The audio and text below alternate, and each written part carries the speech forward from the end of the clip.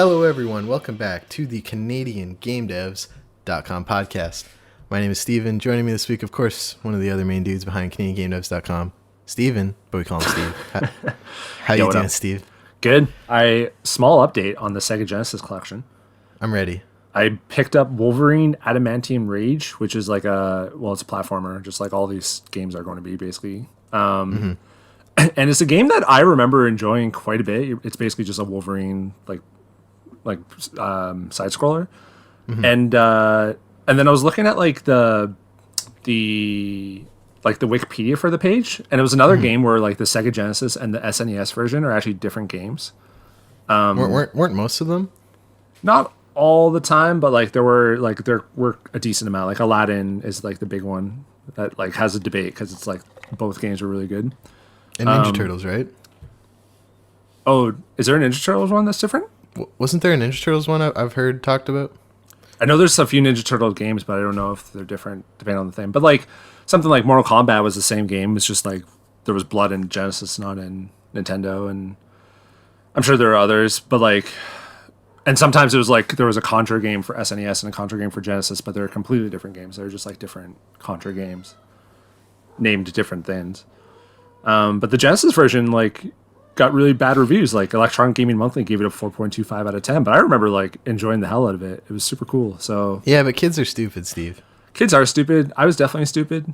And when you're a kid, you only have so many games. Like I didn't have the ridiculous amount of games that I have on my PS4. I had 10, and then I would rent games.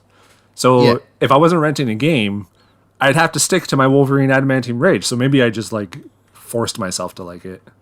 Maybe. I've definitely forced myself to like a couple of games. Yeah. So we'll see. I didn't pick up I don't have it set up or anything like that. I just went to another retro game bros out in Scarborough, and good guys, good group of people there, and and now I have 3 games and a 32. And I think I fucked up on the 32X game because the guy told me basically that 32Xs are both rare and kind of built shitty. So they tend to be broken. So I might mess that one up, but we'll see. That's all I got. We'll see. Tune in next week. I'm excited for more pictures. I really like seeing a bunch of games on the shelf. That's if I had a Pinterest, that would be on it. Oh yeah, Pinterest. I forgot all about that. Well, I don't have a Pinterest, and nor will I ever make one. But if it ever did exist, it would be game collections and game setups. Should we do a CanadianGameDevs.com Pinterest? For some reason on the site, whenever you hover over a picture, the Pinterest icon appears. Must be like a Squarespace thing, but yeah, I think because you can share it. I think you can share it to Pinterest, similar to how it's on the Twitter or whatever. Yeah, you can make a board and then put stuff on the board, I think is how Pinterest works. Yeah, we can turn that off, also, by the way, I'm pretty sure. My cat is screaming. I'm sorry if anyone can hear that. They're very, very active lately. I don't know what's going on. It's getting used to the environment and getting used to you and stuff. It's good. Yeah, he's good. He's having a great time. Nice. All that to say, this is episode 157. And if you don't know, this show is supported by our amazing patrons, Pedros, over at patreon.com/CanadianGameDevs. If you back us there, you get special access to a Patreon-only channel on our Discord, 2-day early access to the show, shoutouts at the end of every episode, occasional game key giveaways, discount codes for Canadian gaming events like EGLX and Game XP. There's which didn't happen. And there's a new one actually. I gotta post that. Ooh, Scoop new event code coming soon. And of course, what you really are getting with that pledge is the knowledge that you're helping us keep the lights on, covering the game dev scene, covering it like these gaming events, Steve, which I'm gonna run through right here. The Game Breakfast Audio Club, of course, first Wednesday of every month this week, September 2nd at the AM. Find them on Facebook, join their Discord. It's all digital, so you don't even have to be in person. Grab your coffee, grab your croissant, and sit down at your computer for a nice chat with some game dev audio folks. I've never tuned in. Have you tuned in, Steve? I tuned into one 2 months ago or so just to say hi. I was at I remember the Twitter thread that started this whole thing. It started as a joke because we were just memeing about The Breakfast Club, which is a great movie. Kind of dated. I've seen that. It's kind of terrible things in the movie, but in general, it was a good movie. And and I was never able to go because it's always like during work hours or whatever. But I was able to tune in for like one of the ones during these times of COVID. Tumultuous times. Yeah, it's good though. It was good. Historical times though. Very historical. Maybe, I don't know. It might be a blip in 20 years when all the ice caps melt and everything floods. Who knows? 5 years max. 5 years? Probably the last Arctic or the last ice sheet shelf or whatever collapsed in Canada this week. I was reading about. I heard about that. Yeah. I made a little joke. I was like, "It's the end of the world, and you know it." And Trudeau bought a pipeline. Thank you. Another event coming up Thursday, September 3rd, is the Games Writing Workshop group from DMG, Dames Making Games Toronto. It's going all online. It's going to be 6:30 this Thursday, September 3rd. It's a free event. Check that out. Bring nothing but your own writing project or your desire to help workshop with some company. A low-key online social specifically geared towards writers who want to work together in a virtual space. Nice. So check that out, dmg.to, 6:30 p.m. Eastern, this Thursday, September 3rd. And then, of course, we've been plugging Game Dev Atlantic, happening September 18th, which is coming up soon. It's an all-day event. Used to be in person at the hotel. The hotel. There's several. One of the hotels here in Halifax. No, the hotel. But at the hotel. This year is all online.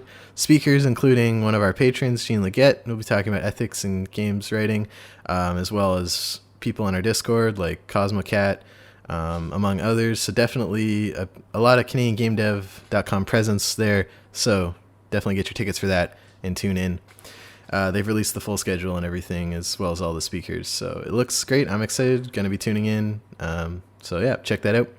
And the day after, on September 9th, of course, Game Devs of Color Expo, workshops, talks, community, helping grow the diversity of the game dev scene by highlighting Game Devs of Color. Spelt COLOR, though, so the Canadian angle's lost a bit there. But the Canadian Game Devs will be in attendance, so you should too. Anything I missed, Steve? The one thing that... Peg Jam was this week. I don't know how that went. Oh, yeah, sure. Wasn't there the event Jam. that... That's so funny. No, again... Because it's like Winnipeg. Oh, I get it. Don't worry. But peg is also an innuendo for, sexual intercourse. Yeah. It's good. It's good. No, okay, yeah. I don't have anything. Okay, that's it for events. If you got any events you want us to plug, hop in our Discord, send us an email, contact@CanadianGameDevs.com. We want to talk about it. All right, we got two companies hiring multiple jobs this week. Of course, we've been plugging hiring over at Canuck Play. They're looking for... I used the wrong link.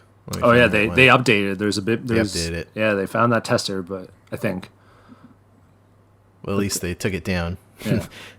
Maybe they're not going to test it, just ship it. No, they're not going to do that. Oh, no. What are you doing? For full-time positions, they are ramping up. So if you want to join a growing indie, prolific, I would say, indie studio in Peterborough, Ontario, they're looking for a full-time senior Unity game developer, a full-time Unity game developer, a full-time character technical animator, strong understanding of human locomotion, something I don't have, and a full-time 3D modeler, specifically with static objects. If any of those roles sound like something you would be interested in, and you can get to Peterborough, Ontario to work in their office, check out the job on CanadianGameDevs.com/jobs. But there's send your resume and CV to jobs@canuckplay.com. Yeah, don't send to us, please. Yeah, please don't send to us. We had a couple people do that. Go to the site and we tell you how to get your resume to the person who decides whether or not they want to hire you. And there was a scoop in the listing. Yeah. Am I thinking of the right thing? Yeah. So they mention looking to continue growing their flagship franchise, of course, Doug Flute's Maximum Football, as well as beginning pre-production on a new open-world adventure game. Oh. I actually was playing Valorant this weekend with Jan in our Discord, whose handle is Ima, and they said they applied for the one job, but didn't have a strong enough understanding of football, so they didn't get that role. But they said they would be contacting them about the new open-world adventure game. Nice. So that's exciting. if the fact that it was a football thing is kind of put you off or whatever, that they do appear to be branching out. I'm very curious. I'm always kind of curious in general, not just in games, but when people kind of break from the norm a little bit. This is a studio where the dude is just like, sorry, the guy, like, what am I trying to say here? The team, but specifically I'm thinking of David, the main guy, who has been just making football games for, I mean, the last like 4 years, but then before that even made like football games. So I'm really interested to see like what this open world adventure game is. It'd be cool if it was like an open world like football game somehow, but that would be awesome. I doubt it, but I would be interested in that. That'd be cool. Open world adventure. Open world's so hard, Steve. Like, as far as genres, like, there's a reason the only people making open world games are like 2K, Ubisoft, and CD Projekt Red. Yeah, I mean, to be fair, we don't know the scope of this project at all, right? So it's true. Open world can, who knows? Like the old, like a Legend of Zelda, like a 2D overhead could be an open world, and it's like much different than like a 3D Breath of the Wild type of thing, right? So Cyberpunk 2077 or that is that open world? I guess so. Yeah, right. Yeah. Okay. Interesting. I still part of my ignorance. I still don't really pay attention to Cyberpunk really. No, it's fine. You don't need to. You're not missing much. Next job, we are plugging Sleeping Giant Interactive in Toronto is hiring a character animator rigger. They are looking for someone who is an expert in Maya with 3 years of rigging character experience, hopefully at least one ship title, and strong written and oral communication skills, Steve. I've seen that in every job I've ever applied for, I think. Oh, we shouldn't start critiquing job posts like we do Steam pages, though. That's not what we're here for. Looking for someone with an incredible understanding of the human anatomy, clothing, weight, and silhouette, strong understanding of body mechanics, animation principles. They're willing to offer a competitive salary, benefits, office comforts, a professional, tight-knit work environment, and office space in the heart of downtown Toronto, steps away from Lake Ontario. That sounds really nice. Mm-hmm. And I will say, I've known Brendan for quite a while, and he's a very, very awesome dude. Working with him would be pretty sweet. So take that for what you will. But Brendan's a good high guy. Recommendation from Steve. Yeah, work with Brendan is my recommendation. Work with Brendan. Excellent. You can check out all the jobs, CanadianGameDevs.com/jobs.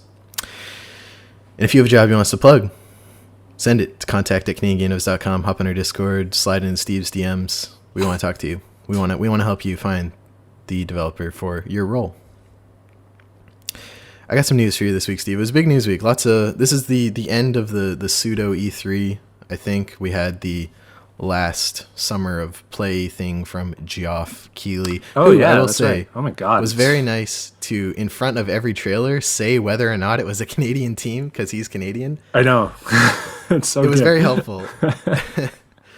And so a couple of those games he plugged, BioWare it wasn't even like a trailer or anything. There was some voiceover as well as like some character voices over top of like concept art, and then they did that thing, like, I don't know if you remember when they showed Uncharted at PSX a while ago, where they just showed like busts of the characters' heads and like moved the mouth and it was like it was weird. Yeah, it wasn't really much, but like I wrote it because I was just like, this is like what feels like the third time they've talked about Dragon Age without showing anything. Like they announced it at the Game Awards, I believe, 2018 or 19, and then I think it was before Anthem, because I remember like reading about how it was part of the fact that they talked about it was like, oh God, this is like, they're still so worried about Anthem, and they should have been, because it was bad. Yeah, but I was just like, this is, how many times are you guys going to talk about this game before you actually have something to show? The answer is 3 years so far. I guess. I still want that Mass Effect remastered collection. Oh yeah, that was rumored and never. I'm sure it's in the works, and I'm sure it's getting pushed back. I think they're gonna do a Arkham collection and then just exclude Andromeda, which would be really sad. Because that's, yeah, like they did that Arkham collection. It only included the. It didn't have Origins. Ones. Yeah, it didn't have Origins. Origins wasn't bad though, was it? It wasn't bad. It you wasn't liked it. As good as the other Arkham games, though, I will say. Now, I remember you telling me it had a lot of glitches, right? Would it? It did. It ran incredibly poorly on my PS3. Now, would like how much if that was fixed, sort of stuff? Would that kind of change your opinion on it? You know what I mean? Definitely, yeah. Because it's all patched now. The performance was a big issue for me, and it crashed like twice, I want to say, in my playthrough, which didn't happen very often for me on PS3. Like full crash, beep beep, and then it like restarted the PlayStation. So 2 of the trophies bugged out for me, and I looked them up, and everyone had it, and it was like, you got to restart your save, and it might happen again. I was like, I'm not doing that. So yeah, that was a huge bummer. I remember like when the Jedi Fallen Order game, we both played it at launch, and it was really buggy for us. Mm-hmm. But I remember talking to a friend like 6 months later, and he was just like, "Oh, I loved it, blah blah blah." And I was like, "Oh, do you run into any bugs?" And he was like, "No, not a single one." And I was like, "Oh, all right." So it also like it's weird on Xbox because they've like broken it up so much with like the Xbox One, Xbox One S, and Xbox One X. Performance hits very differently on all of those, and I was playing on a One S. I had the same issues with Jedi Fallen Order and Control. It was so bad, and I wonder if it was just like something weird with my Xbox, you know? Maybe Control did run shitty on these consoles though, but I didn't have like slowdown or anything. I just had like weird graphical like clipping issues and stuff. I have like 2 hours of clips on my hard drive I took out of Jedi Fallen Order. It was bad. All that to say, BioWare is making Dragon Age. Please take as much time as you want. Like, bleed EA dry. Cancel FIFA to make this game. You know what I learned this week, Steve? And it's hearsay, unverified, but I trust the source and journalist who reported on it pretty much, that EA's entire operating cost in each fiscal year is covered by like the first 2 quarters of FIFA Ultimate Team. I'd believe it. Just the Ultimate Team? Yeah, I'd believe it. Just the FIFA Ultimate Team, not even the sales of FIFA, just the money made through FIFA Ultimate Team. Yeah, I'd believe that. And everything else is gravy for EA. I mean, because FIFA just like sells like, especially in the UK and stuff, right? Like it just sells so much. Mm-hmm. But that specific stat blew my mind. Yeah. I mean, EA's a big company, so that's a lot it's a lot of cake. It's a lot of cake. It's a lot of frosting, actually, on top of that slim cake of content. I guess the cake would be the game sale itself, and then just the Ultimate Team stuff is just frosting on that. I always wanted to look into like 2K, like how much they make from virtual currency stuff, but also like how much they make from like endorsements and sales and not sales, sponsorships and stuff. Because like you drink like Gatorade to like give you boosts in games and shit like that. So I was always curious about that. They're a publicly traded company, so you should be able to look it up. I'd wager GTA 5's like entire gross revenue is more than like Bethesda, Ubisoft, EA like put together. I mean, all these companies are publicly traded, so we could easily see, but I'm too lazy to look up. No, that's way too much math. Oh, definitely. Good luck, BioWare. You have a lot of hearts to win back after Anthem, and I know the Dragon Age community is waiting with bated breath. And yeah, good luck. Also announced during the final summer Game Fest thing was Unknown 9: Awakening from Reflector Entertainment in Montreal. This game had a cinematic trailer. You know my opinion on cinematic trailers. The premise is interesting to me. From the trailer, I'm gathering you're this woman, or I guess little girl, and she has this ability to like, it's like the kind of different dimension thing. Like, I don't know if you know Elizabeth in Bioshock Infinite, where like you're seeing different stuff that's like different instances in that point. I don't know if I'm explaining it well, but like I liked the tone of the trailer a lot, and it seemed like a cool premise, and I would like to see it running on anything and actual gameplay. But it got big center stage. This IGN trailer has 200,000 views. This game. Yeah, true. I don't know what else Reflector Entertainment has done. I haven't heard that name before. I probably should have done this before we started talking about We could have. Reflector 9. what we do. Who we are. We build story worlds that transcend media, interweaving narratives and characters across films, video games, novels, podcasts, comics, and beyond. Each is a unique entry point into our original universes, and it's up to you to decide the path you take. So it looks like this game is a intro into one of their existing universes? Question mark? Maybe. I don't Yeah, know. Unknown 9 is a paranormal mystery unfolding across a wide variety of platforms. Audience delve into the secrets of the Leap Year Society and uncover stories about the 9 unknown immortals that hold the key to humanity's greatest secrets. So it looks Sounds like cool. it's starting as a game, but it's also going to be other stuff. Maybe they're looking to make it like a series or like a world that. So it looks like there is a comic book series, a novel trilogy by Leighton Green, and a scripted podcast currently out for this story world. This is interesting. I took a class in university called Transmedia Storytelling, and this is essentially that class where it's like you have this core story I read out at the top, and you explore it and the characters through books, podcasts, comics, and games. Oh, So it's interesting. I'm down. It looks cool. Like you said though, CGI trailer. I don't mind CGI trailers when it's a new thing and you're just like, cool, this looks neat. I want to know more. But then that's basically where it ends. It's not like I'll probably most doubtedly like we'll forget about this game in a few weeks, and then when they show gameplay at whatever time, did they say like release date or anything like that? On their site, there's nothing. Yeah, so it's probably still a ways away. So we'll wait to know more. But the premise and stuff looks cool. The trailer looks cool. I'm intrigued. Montreal studio. I am intrigued. They have piqued my interest. Any AAA game that explores a different setting and has a non-typical, let's say, protagonist, I'm always down for whatever we're doing there. Yeah. A bit of sad news, Steve. Big Viking Games in London, Ontario has gone through quote-unquote restructuring, laying off lots of people. Big Viking Games is a mobile game studio with offices in London, Ontario and Toronto, Ontario.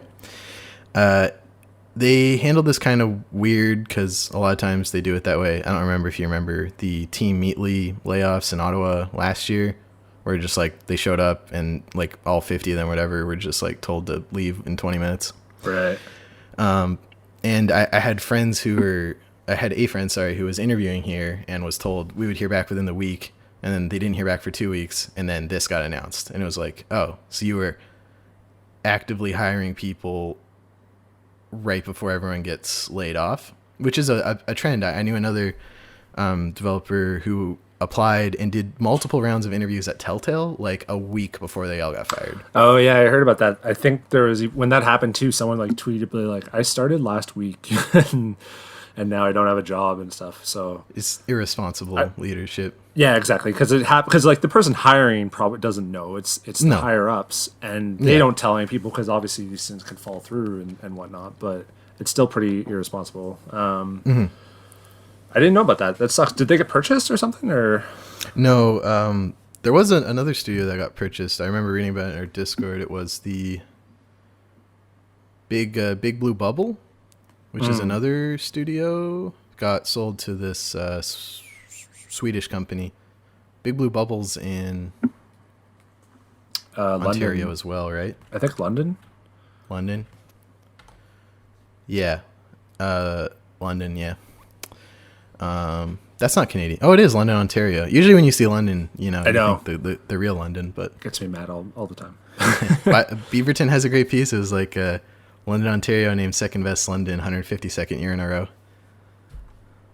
Good shit. Anyway, our thoughts go out to all the developers, and if you are listening to this and you just got laid off from Big Viking Games, jobs on the site, canadiangamedev.com/jobs. Go work with Brendan. Who's the... Oh, at Sleepy Giant? Yeah, Brendan. Yeah, Brendan. Go work with Brendan. He's probably gonna treat you better. This one also comes from our Discord. Lise, who's a musician from Edmonton, Alberta, is having one of their debut games, Broodstar, out this September. Broodstar is developed by a remote team, as these indie games often are. But they were pretty psyched to have their soundtrack in an indie game, self-published but still published. So we just want to shout out Broodstars, coming out September. It's a classic arcade shmup with roguelike elements. Battle your way through hordes of enemy creatures, collecting upgrades and fighting terrifying bosses on a quest to destroy the living planet, the Broodstars. Is it on Steam? Is it a Steam game? Yes, currently on Steam. They didn't have plans for other platforms yet, obviously. Lise in our Discord. Shout out to Lise. I checked out some of the music on Bandcamp, and I like it. It's what you want from a retro shmup, Steve. Nice. I'm just booting up Steam right now, and that's all Excellent. You gotta do. You just have to join the Discord and say hey, we wanna talk about your stuff. Yeah. We have a shameless plugging channel. Like, pimp your shit. We do, and they put this in there, which is why I reached out to them, and they're like, "Oh yeah, I'd love to." And I was like, "Cool." I don't particularly like the genre, but I did play a bit of that. What is it? 9-something-20 parsecs from the Kitchener studio. Oh yeah. On mobile, and I did get a little bit of that. Ooh, I wanna chase that high score. Yeah, for me, it's like I always play these games, for like 5, 10, 15 minutes, and then that's it. I don't go on streaks or whatever. This looks kind of cool though. I'll add to my wish list. Ooh, we got a wish list, a premature wish list, the best wish lists. Well, it's out tomorrow though, so it's it still helps. Of when we're recording, but it's out September 1st, so still helps, Steve. Yeah. Next, surprise stealth release from Toronto studio Vagabond Dog, Karen, an outrage simulator. You are Karen. Argue your way through ridiculous scenarios and get everything you rightfully deserve in this short comedic game about entitlement. It's currently at a positive review on Steam based on 30 reviews, and it looks absurd. I love it. If you've seen Vagabond Dog's other games, Sometimes Always Monsters, it's that same kind of RPG Maker style, top down.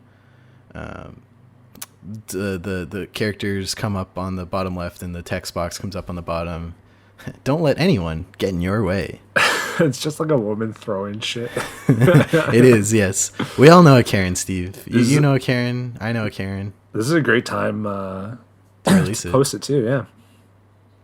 I wonder when they started on it. It's probably a short project. It's $2. That's a cup of coffee. Less than that if you go to somewhere like Starbucks. So check this out. I want to read one of these reviews. I'm going to filter by funny. You always filter by funny, Steve. Never. Can you tag yourself by funny? Yeah, the community tags you. So under every review, you're like, "Was this helpful? Yes, no, funny." And I always look for funny. Let's see.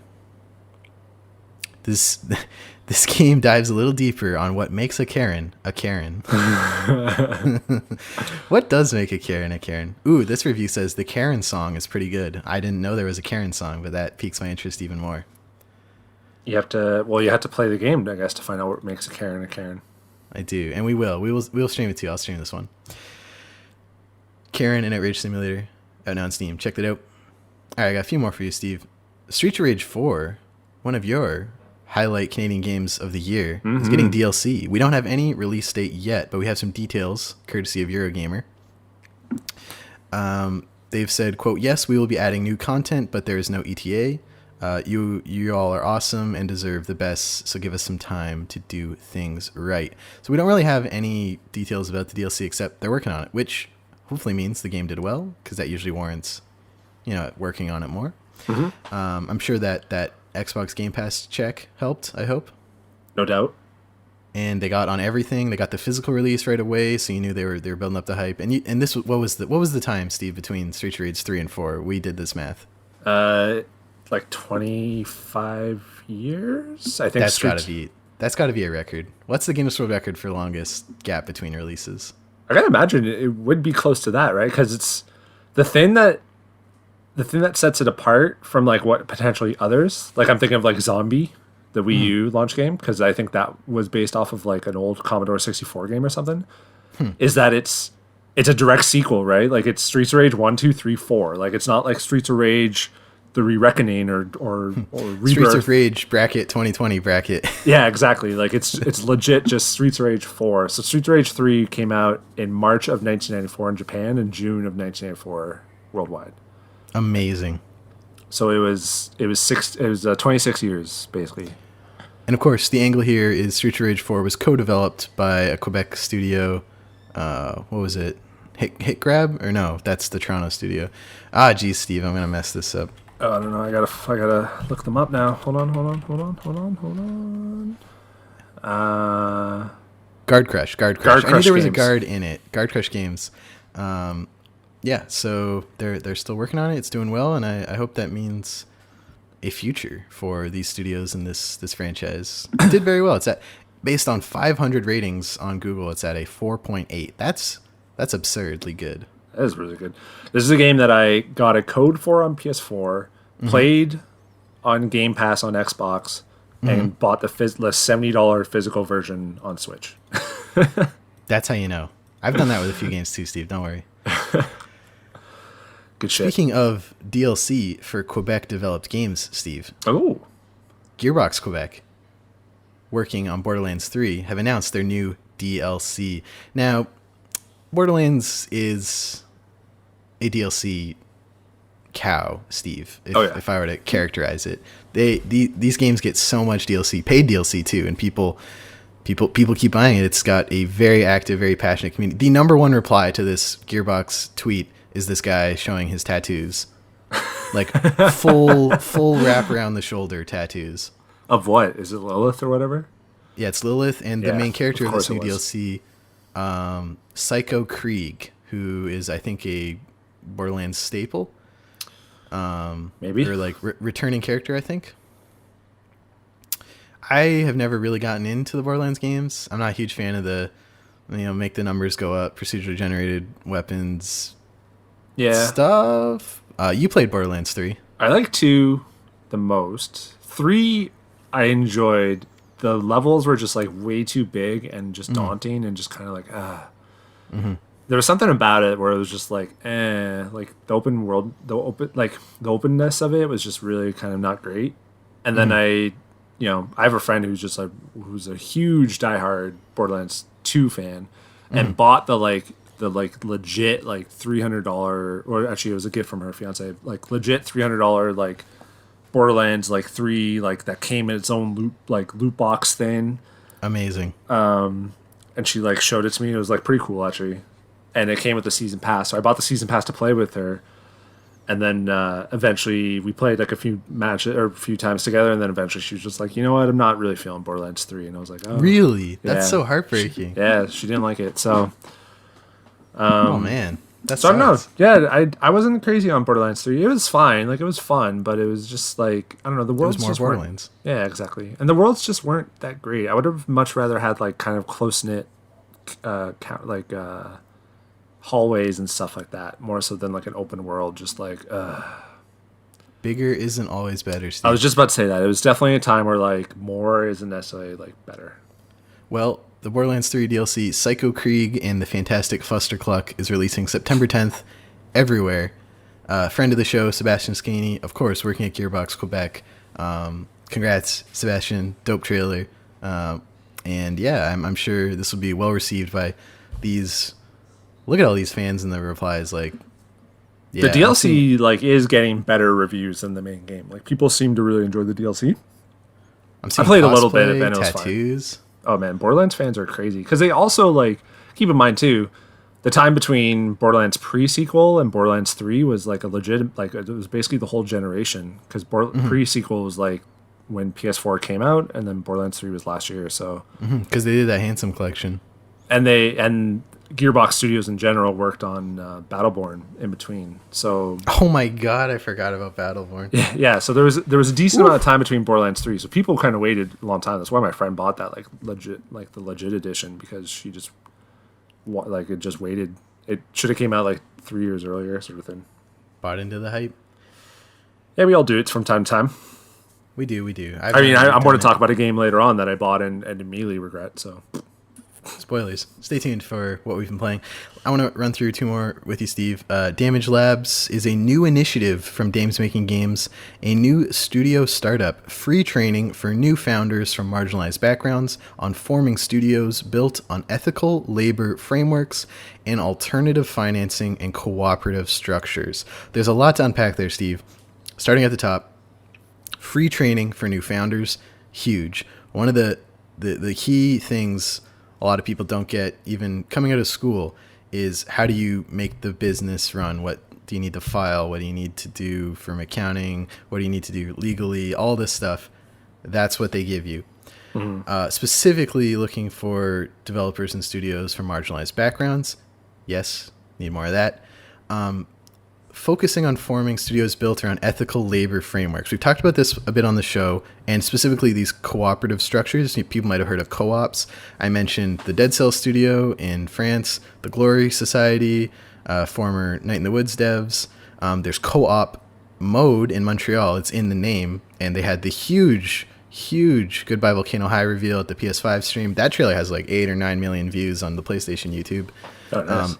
So these structures of studios are succeeding and getting bigger and starting to disseminate to a lot of these disenfranchised AAA developers who are getting into the indie scene. And I think that's great. And I think Damage Labs is great. I think if you're listening to this, you're trying to get your studio off the ground, look into Damage Labs. Check that out at Damage Labs on Twitter. What do you think, Steve?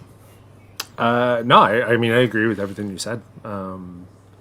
Anything that can kind of provide support for people who want to do this and feel like there isn't a place to get that sort of support, whether they might feel kind of out of place or whatever, or what have you, or have dealt with past harassments or anything like that.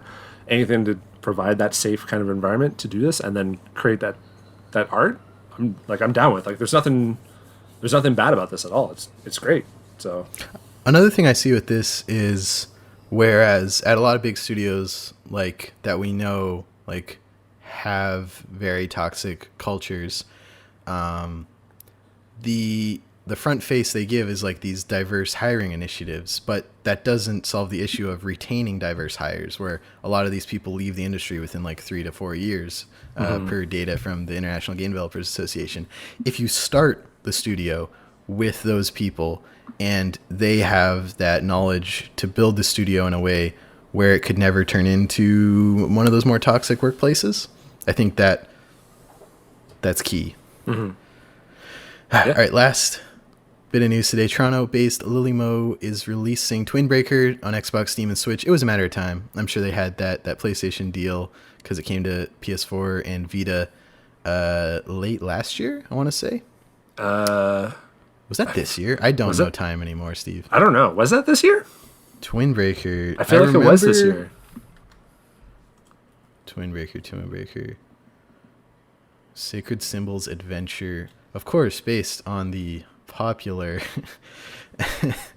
podcast from March 24th is when it came out. Oh my gosh, that was ages ago. I thought I downloaded that on my Vita like last year, but I guess that was this year. Huh. Well, this year, to be fair, this year has been a decade long, so it's been long, man. It's been such a long year. If you've been holding out because you didn't have a PlayStation platform, you can check it out. Xbox, Steam, Switch. It's with publishing support from East Asia Soft, who I think also handled the physical release of the game for PS4 and Vita. I think so, yeah. Congrats to the team at Lilymo. Steve liked Hybraxia. Hybraxia is much better. You and I weren't so hot on Twin Breaker. I do like the gimmick of multiple, paddles for a Brick Breaker game. Me too. And I mean, there's not many Brick Breaker games like that have come out. Like in the last 10 years, you can name like a couple. So that was like cool. One of the first like Unity tutorials I ever did. Yeah. Oh yeah. No. It's the genre itself is like old as hell and pretty simplistic. But I mean, in general, it's not really a popping genre in the last couple of years. You'll find like iPhone games and bullshit things like that. But as far as console release Brick Breakers, yeah, I didn't mind it. It was fine, but I thought the physics just were kind of off. Like I don't know if that ever got patched or if that was just me being stupid or something like that. But I just thought like where I thought the ball would go based off like the bounces and where it's coming from and stuff, like it wouldn't go. So it was just kind of like I felt like I was at the mercy of just randomness, which is not what you want in that kind of game. I liked Hyroxia was like more. Actually, we were kind of just talking about another like a previous retro shoot 'em up. Like Hyroxia is just like a retro shoot 'em up and pretty cool. So. All right, Steve, that was the news. It was a good week. It was the last of all the pseudo E3 stuff, the Wholesome Direct, which is we are featuring a couple. Right. We are featuring a couple in our Wishlist This segment, which is starting right now. Steve, Wishlist This, of course, inspired by Steve and Brett's frequent wish listing of games while we were talking about them on the show. So I made it a whole segment. Every week, I highlight 3 upcoming Canadian-developed games that Steve has to add to his wish list right now. First, Run for Your Life by Puking Guts. Great name. In Canada, not sure where. That's okay. It's currently in early access on Steam with a demo, so you can wishlist it, check out the demo, and they're hoping to get it out in 2021. Puking Guts is a top-down why did I struggle with that? It's Run for Life, but Run for Your Life, by the way. Puking Guts is the developer. Oh shit, my bad. Run for Your Life by Puking Guts. Because their Twitter handle's different, so I did that brain thing where like, you know what I mean. Yeah, I got you. Don't worry. Top-down Cartoon-Horror Roguelite Action. Survive until the teleporter beam is charged. Collect all the resources you can and stay alive. Use your environment and quick thinking to help create traps, barricades, and new paths through hell. What do you think, Steve? Oh, it's like a...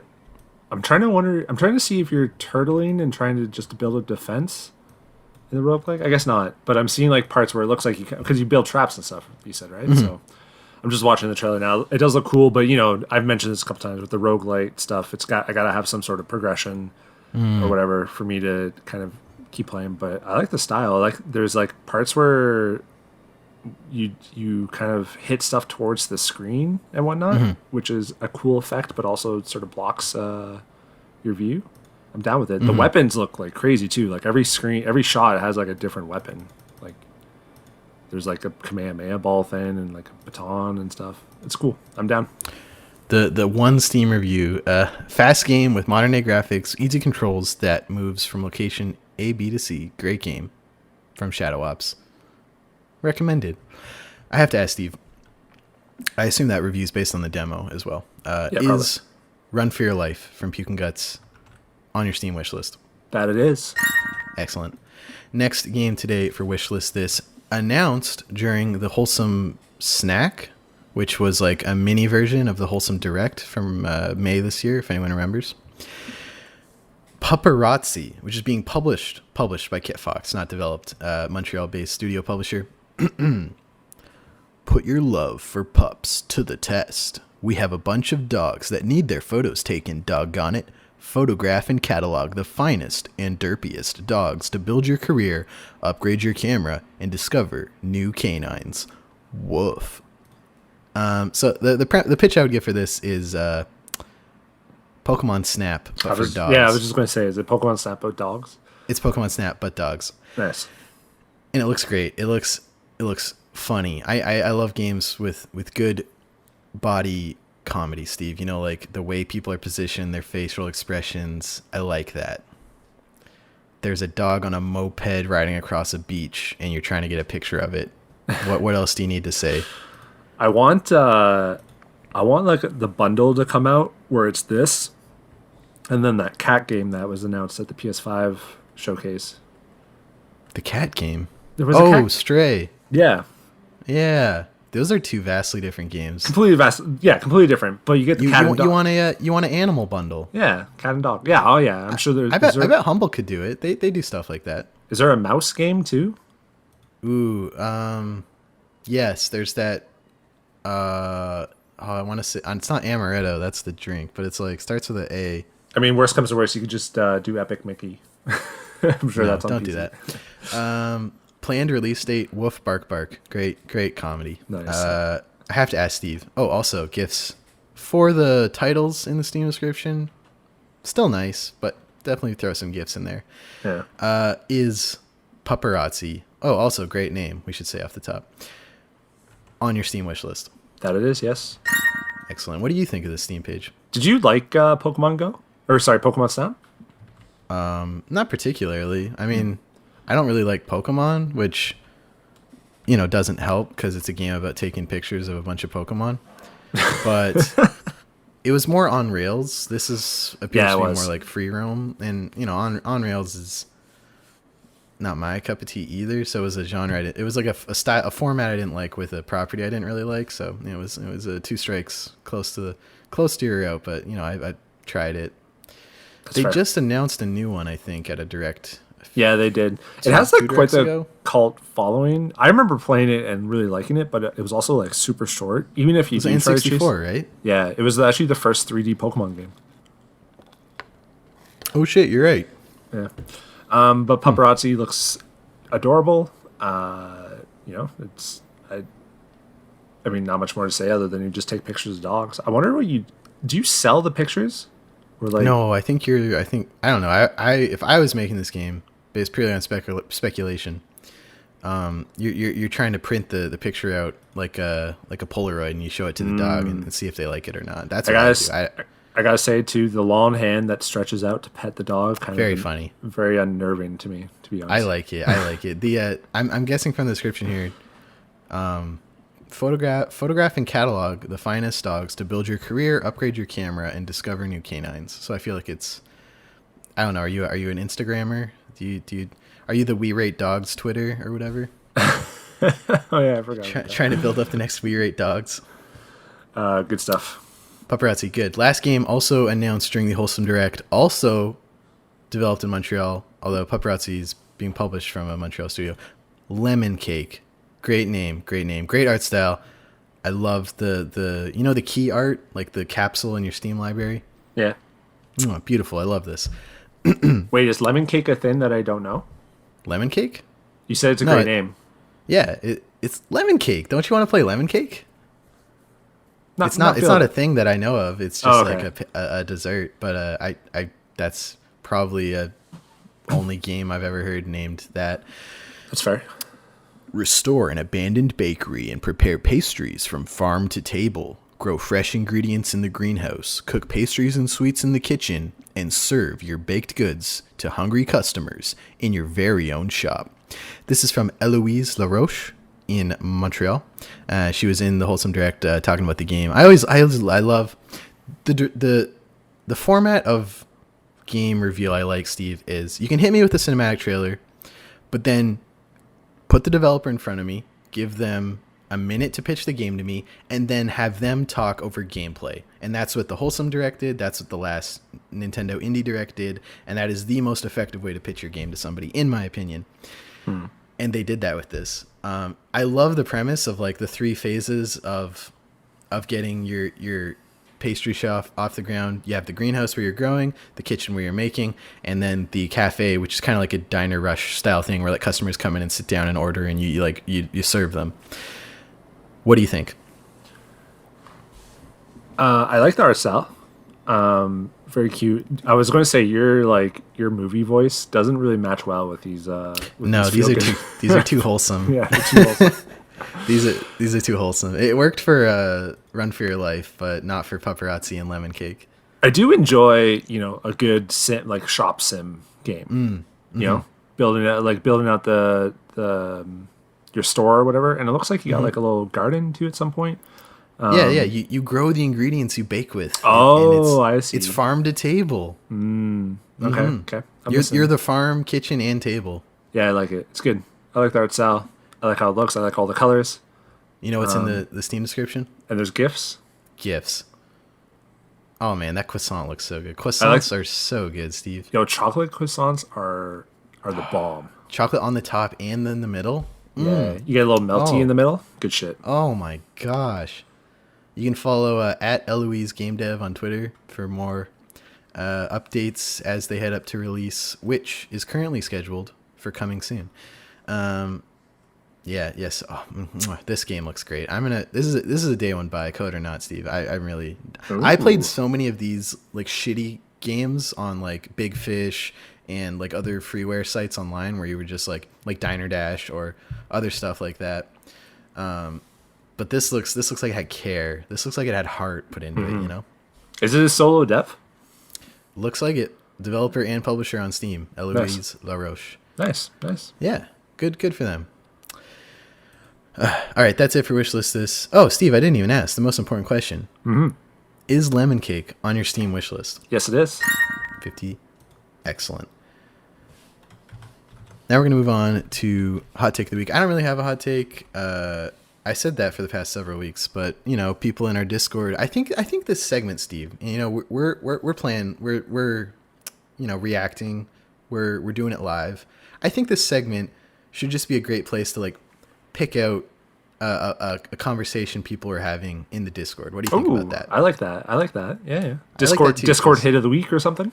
Yeah, like I don't know what you would call it. Server discuss. I like alliteration. I don't know how about you feel, but something like a Discord discussion or something. Ooh, I like it. There were a few things that we discussed in the Discord. I remember specifically this week, and I think the big thing everyone was talking about was this Avengers game economy. Steve, you played the beta. We talked about it a bit last week, but it's become clear now that this game will have. I was reading Austin Walker talk about the beta, and there's like 12 different material / currencies. Yeah, it's there. I think it's 9, and then there's like your money, you know, just the credits that you get, and then like maybe 1 or 2 premium currencies. And so there's nine things to build shit with, and then like money, and then like a currency to buy your premium shit, your skins or whatever. So yeah, that is ridiculous. That's a lot. It's so much. It's like why? Like that's a lot. Oh man. It seems to me this game is also it's coming in hot. There's a lot of bad press around the exclusive skins, the exclusive character, the heavy monetization, the premium battle pass per character, and on top of all this, you're excited for it. Yeah, so I think the character pass needs a little bit of explanation because... Please explain it to me. So every character has a free and premium tab or whatever. Mm-hmm. In the premium tab, you will apparently get to earn enough credits to pay for the tab, like the premium tab. Mm-hmm. So just like in Apex Legends, when you drop $10, and if you play it enough, you get your $10 back. Now, question right away: do I get the first premium pass when I buy the $79.99 game? Yes. So here's the thing. Okay. And this could all change, or I could be misunderstanding. The game comes out at midnight tonight, so I will be playing. I didn't play long enough to get to the character pass in the beta. I don't even know if it was available. But all 6 of the launch heroes have the premium pass for free. Mm-hmm. And people are wondering, so then will they just not have the credits in the premium pass? Because then that's because there's also no time limit. It's not like a season. It's just 40 levels of content to unlock eventually. And if it takes you a month versus a year, it doesn't matter. It doesn't go away. Mm-hmm. Now they might launch with more premium passes or whatever for each character down the line, but from what they've said, this like the first one is both free for the original heroes and like does not end. But Steve, the first one's always free. Yeah, exactly.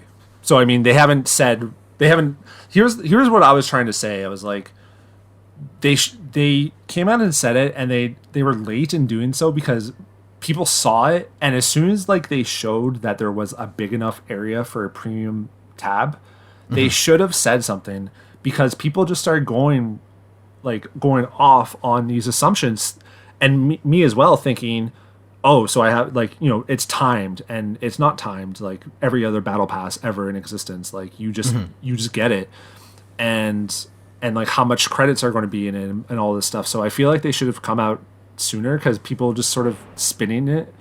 Now, we've talked before about this whole like microtransactions and premium passes and shit in AAA games, and I think this is actually like a decent way of doing it, because you're given, now like you said, they're giving the first one to free. It's like you always give the first taste for free. Now all the later characters will have it as 1,000 credits, but you will be able to get the 1,000 credits back. And I think what people were wondering is if these free passes if it has like enough, if it'll have the credits in it, despite the fact that it's free, even though it's like labeled premium or whatever, but they're giving them away. And apparently they do. Like people were saying today when the game launched in New Zealand and all these places, that you can get like 1,300 credits per character based off the free and the premium like sections.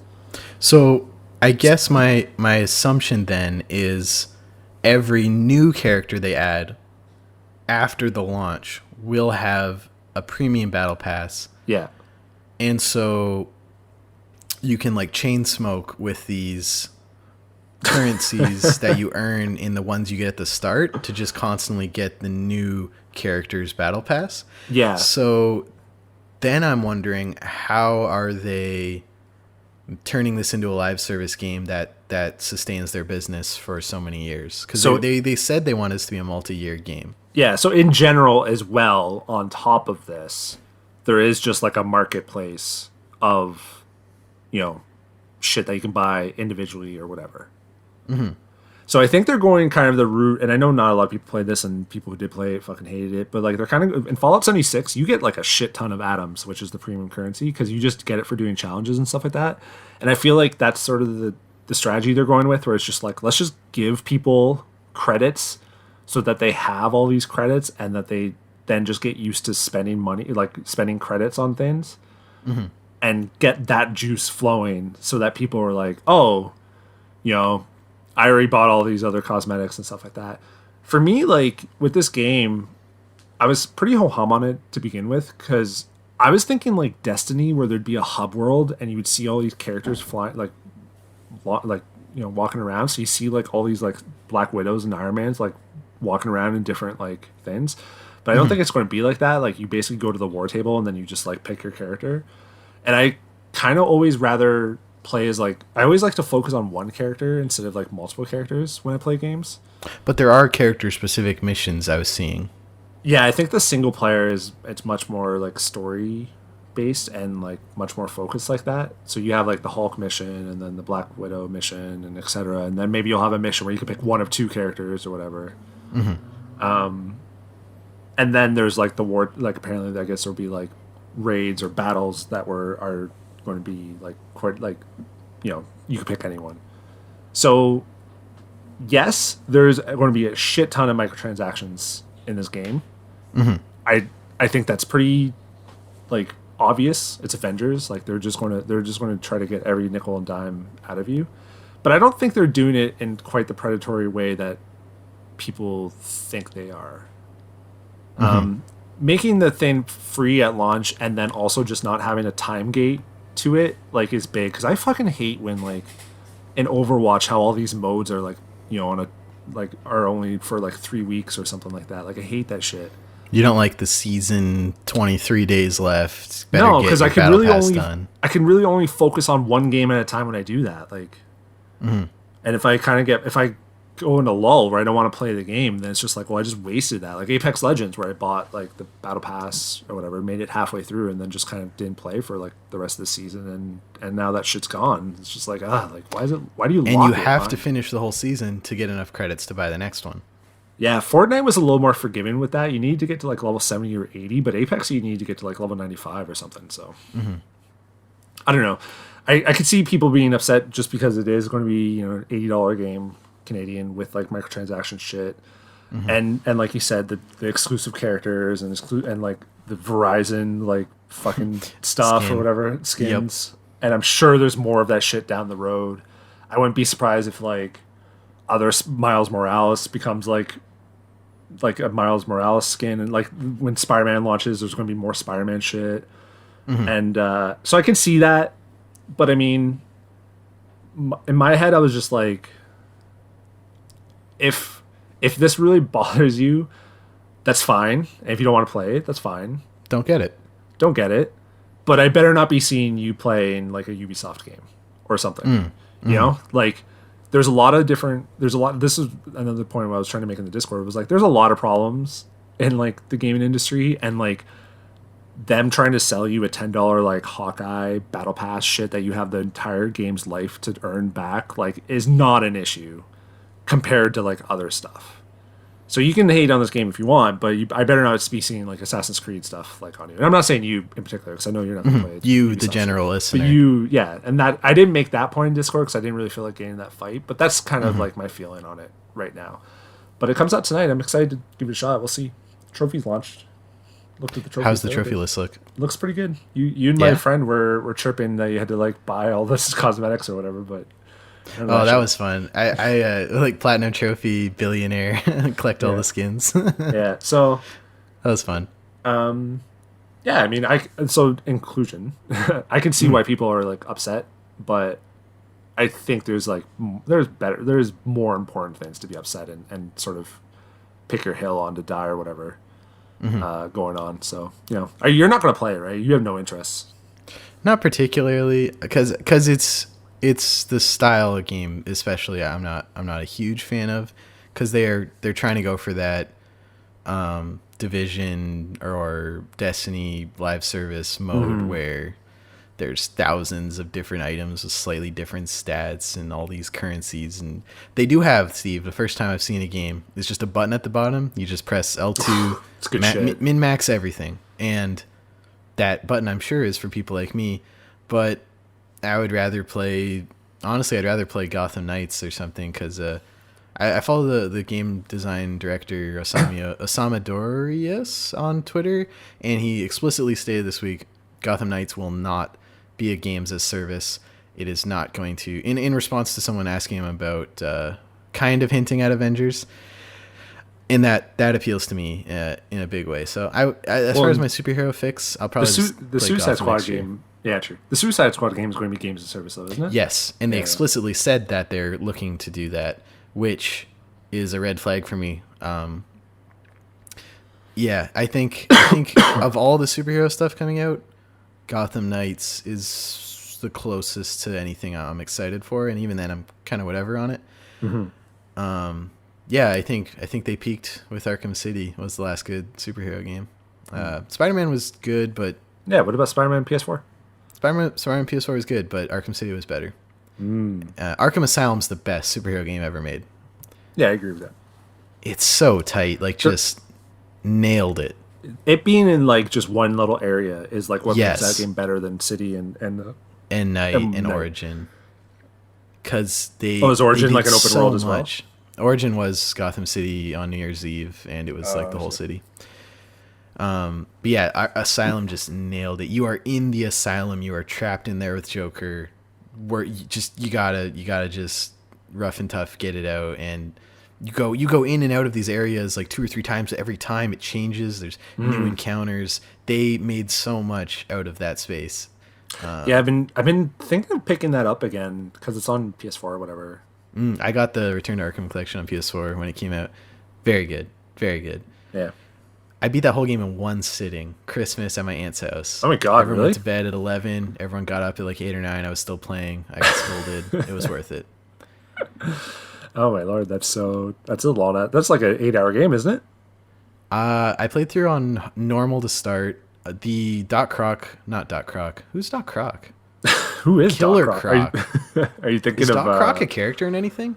Are you thinking of like the Lizard in Spider-Man because he's Dr. Connor or whatever? Dr. Octopus? There's that as well. Okay, yeah, I'm mixing my nonsense superhero stuff, but yeah, the Killer Croc level in Arkham Asylum at 5 a.m. was the worst. Where like I don't know if you played Asylum, right? Yeah, but I haven't played it since it came out, so it's been a while, which is why I'm now looking on the PlayStation Store for it. I can't buy it separate. Whoa, I own? No, okay, never mind. Why is it? Sorry, continue. All that to say, Gotham Knights is the last. What's the analogy I want to use here? They're upholding the traditional game in a way I think someone needs to do that. And it's for superheroes, because I guess Miles Morales will do that a little bit, but I don't really like Spider-Man as much as the Gotham universe. That's fair. I added Batman Return to Arkham on my wish list if you want to play the sound. It's not Toronto. I'm not. It's not Canadian. Oh, okay. I won't play it. That's it for Discord discussion, our new segment here on the show. Hop into our Discord to get involved. The chats. We had so many to choose from this week, but that one interested me a lot and was less politically charged. So we will But we're not above doing politics on the show, Steve, as you know, and we may or may not revisit a certain mobile Ubisoft game sometime soon. We didn't. Let's move on. We haven't. Have we talked about that on the Discord yet? We haven't. I don't think it's developed in Canada, but there was in our #politics channel. Me and Regina Game Dev had a little chat about it today, and I learned a lot about the Black Fist symbol in terms of revolutions and his history. So thank you, Regina Dev. Oh, nice. It's always good to learn. That. It is always good to learn. I didn't realize how old it was. It was first used in the early 20th century for a lot of communist revolutions in Europe. Oh. And eventually became, in the North American context, for the Black Panther Party and now Black Lives Matter. Yeah, I knew about the Black Panther Party. I didn't. So wait, even the black one for communists? No, it started as the raised fist in a lot of posters, and then evolved and got adapted to different protest movements around the world. And the Black Panthers took the Black Fist and is kind of the icon we know today. Yeah. In the 70s and 80s and 60s. Yeah, they're prolific. Yeah, so it was interesting. We're not going to get into that now, though. Definitely hop on our Discord to chat about that. I'd love to talk to you about it. Let's talk about what we've been playing, Steve. You got on to the PC stream. It worked. It went well, and you played Undermine. More. Ooh. Talk to me. Good shit. I mean, I don't have much more to say about Undermine that I haven't already mentioned. It's just such a good game. And good roguelite. Probably actually, it might be passing Rogue Legacy too, which we have codes for and haven't played, but it might be passing Rogue Legacy as my favorite roguelike. Favorite roguelite? That's tense. We got to play 2 now, because now we have to compare Undermine and Rogue Legacy 2. Exactly, yeah. And I haven't played it in a week, so I want to get back to it. But I beat the first. I guess there's 5 areas or whatever, or 6. I can't remember. You can kind of see there's a door that is what you're working towards, and I got one of them. So I making my way, but then I went on vacation and didn't play it. So, or wait, was that before? I can't remember now. But I haven't played it in a couple days. So it's been a blur. This week I played Tell Me Why on Game Pass, a new game from Don't Nod, who just opened a Quebec studio. So there's a Canadian angle here. Don't Nod, of course, famous for Life is Strange and Life is Strange 2, which kind of ape on the Telltale choose your own adventure formula. Pick all the different face buttons to do different dialogue options, and the game remembers your choices and all that. Except Tell Me Why is a different case study in that they're putting their trans character front and center in the marketing, which has been criticized and praised for different aspects. And I don't want to speak on an issue I'm extremely ignorant about, but they put out an FAQ before the game launched. Oh, that's this game. Yeah, okay. That's this game, yeah. That would tell you, is the character dead named? Is there violence against a trans character? Is there anything in this game that a trans player or someone who's sensitive to these themes might want to know before playing? I think that was a good thing to do, and something a lot of players wish, say, The Last of Us Part 2 did. Mm-hmm. I will also say it's the second game, and spoilers for the first 30 seconds of Tell Me Why, the second game I've played this year where the trans character's main big character beat is killing their parent because they don't like they're trans. And playing back to back with another game this year is obviously they weren't inspired by each other, they're both in development in tandem, but it's kind of, I don't know. I'm not going to say if I was a trans player. Seeing the 2 big trans characters in games this year have almost the exact same character identity arc it's whatever. Yeah. I'm sure it was a coincidence. So yeah, Tell Me Why. If you like the Telltale Choose Your Own Adventure style, if you want to see, it's a game set in Alaska too, which was a very interesting, a small town Alaskan setting, which was really cool. I hadn't seen a game like that. I can't think of another game set in Alaska, but yeah, and it's got they put in a lot of work, Steve, making these characters. They're very open on that FAQ about all the different people they consulted with, brought on to help them write, brought on to look over the script and take a look at everything. So it's progress. I would consider it progress. Critics would say different things, but they're trying something. They're trying to shift the realm of acceptable characters and themes in games, and I admire that. Yeah, I've been meaning to I want to talk to someone who, like, it feels weird because I don't want to. Oh, that's my alarm. Sorry. I don't want to make it sound like, you know, I go to like a zoo and to find out how they live or whatever. But I just want to talk to someone who, you know, is trans and like played Last of Us or played this game, and just because like I can't really think of many other trans characters in games. Mm-hmm. So they're getting represented, but it's not like really in a great way, like you're kind of mentioning. It's violent. Yeah, it's violent. It's just like why does that always have to be the storyline? And I get that, and I just want to kind of know more about it because it's totally like I'm not trans. In fact, many like I've only known a few people like that I've worked with or whatever, and whatnot. It's not like a, you know, they have my full support and I'll do whatever I can and all that stuff, but I don't know many people. So it's like one of those things where it's like, you know, I know like games have gone shit on because it's just like, oh, they're just trying to be PC, blah, blah, blah, or woke or whatever. But that's not where I'm coming from. I just want to like talk to someone about it, how they're getting, this is the representation, like how they feel about it, because should listen to them because, you know, another thing too is like, are these stories being written by trans people?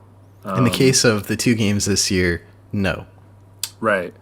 So that's something important too that I, you know, someone much more qualified than me to kind of look into and whatnot. But it's something that I've wanted to like talk to someone. I have like a friend who I like kind of refer to when it comes to things like this, and I've been talking to her a decent amount of times just like when it comes to raising my daughter and just like trying to get advice, because it's just like I want to raise her right, I want to do right, but it's a culture that I know very little about, but I want to make sure that, you know, Sophia is like prepped and loving and all this stuff in the world.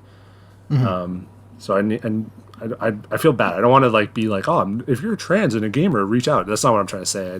It's a culture and an identity that I'm not super familiar with. I haven't played this game though. Do you recommend like playing it, or is it just kind of like, eh? If you like the Telltale formula, they'll make or break whether you like this game. And yeah, true. Not really feeling that right now, but it's got a great setting and it is very pretty. There's like one of the opening scenes is you're taking a ferry to the town and you're looking over like the Alaska mountains, talking to your sister, and it's a very pretty game. It's not as like cel shaded or stylized in the Telltale way, but it is the Telltale formula of pick A, B, X, or Y to choose your dialogue option, and everyone remembers, and you get different dialogue later. But the Life is Strange games and Tell Me Why have a supernatural element that they like to do in a lot of their games. So if that piques your interest at all, I think it's interesting. Also, I can't say Tell Me Why. I can't say Tell Me Why without thinking of Backstreet Boys. And the other game I played this week was Spiritfarer from Thunder Lotus in Montreal. Ooh. It's on Game Pass. Actually, my girlfriend played it, and I kind of hung out on the couch while she played it. And I really like it. And I think I wasn't expecting how heavy and dark, and not dark, but heavy and real a lot of the dialogue is, because the premise, for those who don't know, you are the Spiritfarer.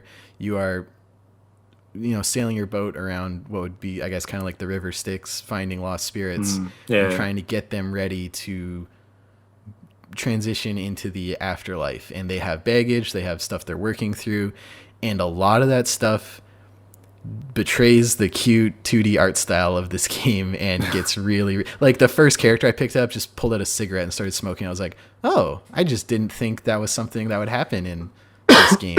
Right. And I like that, and I think the script is really good. The main character, what's her name? Their name? They don't ever really say, but you got a cat, and the cat is the best. Just always be watching the cat, because they're doing something more interesting than whatever your main character. Stella's the character. Always watch the cat. The cat animations are great, Steve. I highly recommend Spiritfarer. It's on everything and Game Pass. Check it out. Yeah, What are you I have playing, it down. Steve? I have it downloaded. I just haven't like played it yet, so I'll give it a shot. It's You should. too many games, Steve. Too many games. Oh, it's way too many games. You should stream it. I'm still trying to plat Ghost of Tsushima. I beat it. The ending, like, I think the storylines, even like the side mains, like, you know, there's the main quest, and there's like kind of 4 main side quests, and then there's a bunch of like bullshit little side quests. I think the stories within those side quests and the main story are like pretty well done, and the ending's like pretty great. And I think in general, like, this game should have just been like kind of a non-open world, like just kind of 10-12 hour like linear samurai game about, you know, family and honor and all that stuff. Like, I think that would have been way better, because now that I'm doing like all the open world bullshit of like fallen foxes and all and like all this shit, Gold like, birds. yeah, like I'm just like, this is like, they're way too much. You gotta get all the headbands, Steve. Every headband has a slightly different stat buff, and you swap your headbands out for different fights. There's just like it's too much. And like we already mentioned, like, you know, more is not necessarily, you know, a better thing. So it's just like this game could have been like, has really, and I appreciate the samurai game that doesn't have demons and shit like that. Like all the other Not kinds. yet. The co-op's coming, Steve. Yeah, that's true. I know. But I enjoyed it. But it's definitely, I was mentioning to you, like, it's definitely Sucker Punch's like worst game. The Infamous games are much better. Sly Cooper, although I didn't play 3, like Sly Cooper games are much better. I didn't play like the N64 game or whatever, but I'm trying to find that game. I've gone to every used game store. That's the first game I ask about. I have yet to find a cart. oh really? What's It's it the called? only Sucker Punch game I've never played. I might try and like ROM it one day, but I'd like to play it on an N64. It's called. It was right before they got bought by PlayStation. Yeah. I want to say Bubbles in it. Well, I've been going to more retro stores, so if I see it, I'll let you know. I would pay $80 to $100 for that in box, Steve. If you ever see it, just Rocket Robot on wheels. $80 to $100. If you can find that mint in box, even like box cart no manual, definitely hook me up. Okay, I'll transfer you. I'll let you know. But yeah, overall it's good. I probably have like 5-6 hours left to platinum. Will you go back for the co-op with me, and we'll clean up those trophies? With you, yeah. I think I'll re-download it or whatever. But Yes. I've been playing more Fall Guys. Heather and I played a lot of that on my vacay. Such a Dude, those last 10 levels of the pass. Oh, it takes forever. I'm on like 36 right now. It fucking takes Such so a grind. long. Such a I grind. win, and then it like moves up like 20%. I'm just like, ugh. They showed season 2 at the Game Awards. It's all medieval themed. Yeah, it looks awesome. No, not the Game Awards, the Summer Game Fest thing. Same shit. The They gave YouTube channel is the Game Awards, which is what throws me off. They also gave awards at the thing. Yeah, because you pay to go to Gamescom. Do you? And yeah, you pay to show your game at Gamescom. Oh, I see. Yeah. And Gamescom gave out awards, which, I mean, the games industry, as we've said, is just an incestuous mess of issues. But that is weird. I didn't even know there would be awards, and then like that girl came on to give an award to a Canadian game. I forget which one, but I was just like, oh, what? I think it was, what was it? It was one on the Wishlist This recently. And she just like, without even introducing. And the award goes to. Yeah, it was just like, wait, what award? Like, what are you awarding? I don't understand. It was that co-op spy game. What was that? Oh, Operation Tango. Yeah, that got an award for like Clever most plays in Quebec. Yeah, that got an award. And I was like, why? I was like, what awards are you handing out? But okay, whatever. Yeah, I think Good for them. everyone they got all the demos, and then some Gamescom group of people picked the favorites. Voted. Yeah. But Fall Guys is probably my game of the year this year. I love it. It's so You good. got more time, Steve. There's 4 months left. Oh, I know. PS5 games. There's time. That one of those PS5 games is gonna really butter your biscuit. We'll see. Maybe Marvel in 4 hours. So we'll see. You know, it might be. I doubt it, but it might be. Most disappointing game of the year, though, is Final Fantasy Crystal Chronicles R. Man, do I wish I did not pre-order this pile of shit. Oh. I love like the Final Fantasies that are like the cute kind of style, you know, Like the chibi. Yeah, like Final Fantasy 9 is my favorite one, and part of it is like it's like that's the style I like, the more fantasy kind of looking. Whereas The more 7 fantasy, the less final. Yeah, exactly. The 7, like Final Fantasy 7 is steampunk, and Final Fantasy 6 Actually, I didn't really play 6. 8 is like more sci-fi, I guess. But yeah, Chris 15 Chronicles is like Dude Bro Road Trip. Yeah, exactly. It's basically boy band. But Chris Chronicles are this game fucking sucks. It's pretty simple, and like the multiplayer they kind of messed up because only like the main person can progress in the game. Whereas like if your friend joins you, like they don't really get anything out of it. So people don't really want to do multiplayer, and then it's just like I don't know if I must have just remembered it being funner than it is because I'm playing it and I'm just like, this is not great. And there's so much loading in the game. Like you run into all these like random events and stuff, and it just loads for like 20 seconds, and and then nothing will happen, and then it'll just load again out of it. And you can't skip stuff, and it's just like, oh my god, it's not great. I didn't play much of it because I was just like, yo, this is not what I was expecting at all. Oh no. And I was like, I wish I picked it up on Switch so that it didn't ruin my trophies because I don't think I'm going to really play much of it. And now I'm like, I wish I just didn't buy it at all. Oh, man. Go read the IGN review of it because it's from someone who never played the original. And he's like, why do people like this game? And I'm just like, I don't know, actually. I don't remember. So I would recommend not picking up Crystal Chronicles R. It is not good. What's the R stand for? Remastered. Really bad. Really, really terrible. I teed you up there, Steve. You dropped it. Anyway, that's it for what we've been playing. And that's it for episode number 157 of the CanadianGameDevs.com podcast. Ooh. Thank you for listening. Thank you for joining me, Steve. I always enjoy our conversations. Me too. And if you want to help us keep the site running, covering the Canadian game dev scene, you can support us over at patreon.com/CanadianGameDevs. Back us there for a special channel on our Discord, as well as occasional Game Key giveaways, discount codes for Canadian gaming events, merch, including t-shirts, hats, sweaters, totes.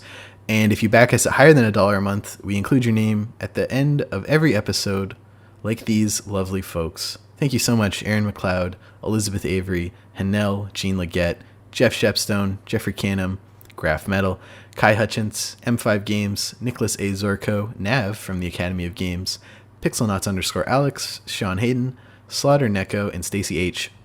If you listen on Apple Podcasts, consider leaving us a review. We'd love your feedback, and it really helps us get discovered in the almighty Apple algorithm. Drop us 5 stars. You know you want to. If you don't listen on Apple, send us any feedback you have. Contact at CanadianGameDevs.com. Join our Discord. Follow us on Twitter at CanadaGameDevs. Canadian didn't fit. And follow us on Twitter too. I'm at Stephen Riley, StephanReilly. Steve, you're at Stephen L. Crane, Phen. Yep. You follow your hot takes on basketball and shitty trophy lists. The Raptors aren't looking so hot, Steve. No, it's very concerning that they had 2 blowout losses against Boston on the last. I was really hoping for one more free medium fry out of this year, but it's not looking likely. You got to buy something now, though, don't you? You got to what? No, it was free this season. It was last season. They did you have to spend at least $1. No, I feel like you have it backwards. I don't. No, the first time they did it was free. Then they did it again, and it was $1, and this time it's free again. Oh, okay. It's weird. Trust me, Steve. I know how to milk the free fry deal. You know the deal with the free fries. And they also timed it so now codes last 5 minutes. Because what I used to do last year is I would get everyone in the room with me, like 10, 15 people, to screenshot it, send me the code. I would walk over to McDonald's, scan in each one as a separate order, and then walk back with 15 free fries I paid $0 for. There you go. Amazing. But now the codes expire after 5 minutes. So if I wanted to do it, I still could. They could like send me a screenshot and I have to do it within a certain amount of time. But that's just a huge pain. Too much work. I remember I would, when I was going to like the gym quite a bit, like when I had a personal trainer and stuff, I would pick up like fries on the way home because there would be a McDonald's, but it would just be for Heather, who was, having her pregnancy cravings and stuff like that. Worked out quite nice. But I always felt weird being all sweaty and gross and clearly coming from the gym and like ordering McDonald's. It's always hey man, feeling. That's probably the best time to get it because you earned it. That's true. It probably cancels out a little bit. Oh, you've been playing Ring Fit too, haven't you? Oh yeah, I found Ring Fit finally. Yeah, good job. It kicked my ass, dude. It's hard. Yo, you sweat buckets playing that game. I almost threw up. I've thrown up wow. multiple times trying to work out. Oh man, you should. I'm not healthy, Steve. I'm not healthy. We'll have a race. See who dies first. No. Thank you so much for listening. And yeah, join our Discord and have a great week. Bye. Bye.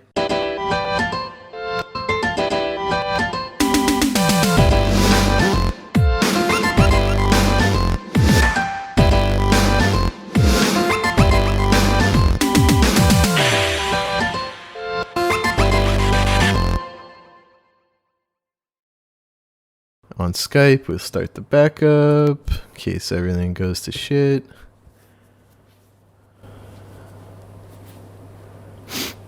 Ka-chow. All right.